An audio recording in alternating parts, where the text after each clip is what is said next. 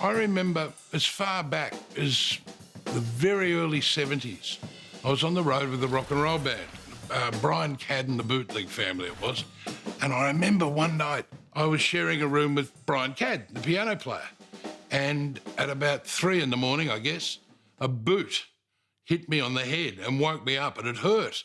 And he said, "Shut up."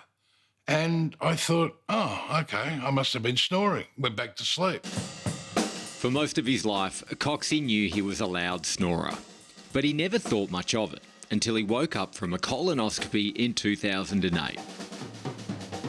The anaesthetist came in and said, "So, how long have you had sleep apnea?" I said, "What?" And he said, "You stopped breathing." He said, "You scared the living daylights out of us." I said, "I didn't even know I had sleep apnea." He said, "Do you snore?" I said, "For as long back as I can remember." I said, "I can move walls. That's how bad my snoring is." Coxy immediately booked in for an overnight sleep test, which found that he stopped breathing an average of 35 times an hour. It's not so much the snoring, it's the danger. When I look back, how lucky I am, because with sleep apnea, you're talking stroke, you're talking heart attack, you're talking death. That's what you're talking. And I just escaped it by, just sheer, good luck, and certainly wasn't good management. I didn't know. Soon after receiving his alarming results, Coxy began sleeping with a CPAP machine. He hasn't gone a night without it ever since.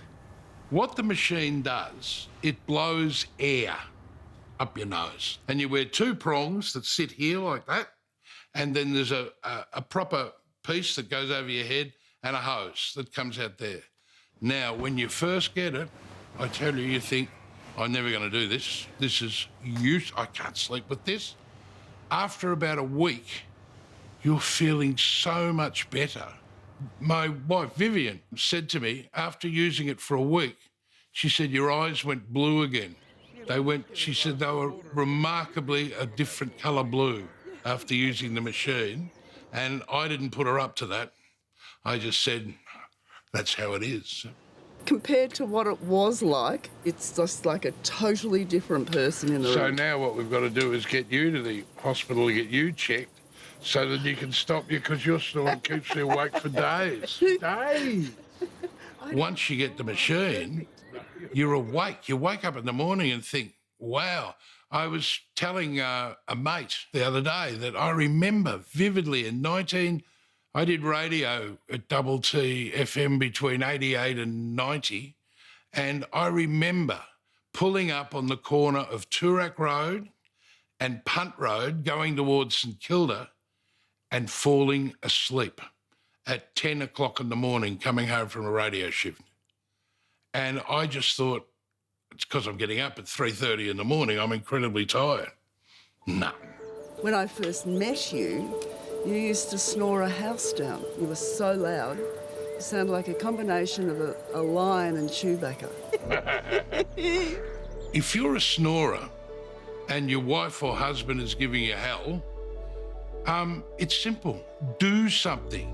Get a referral from your doctor, go to a sleep clinician, then spend the night in hospital, or I believe now you can even take the gear home and put it on you at home because they can read it the next day, and then go to a professional CPAP office, because the change in here and in here, once you've been wearing it, is unbelievable. What would be the worst thing that could happen? Your CPAP machine broke down. That'd be the worst thing that could ever happen to me, I tell you, true.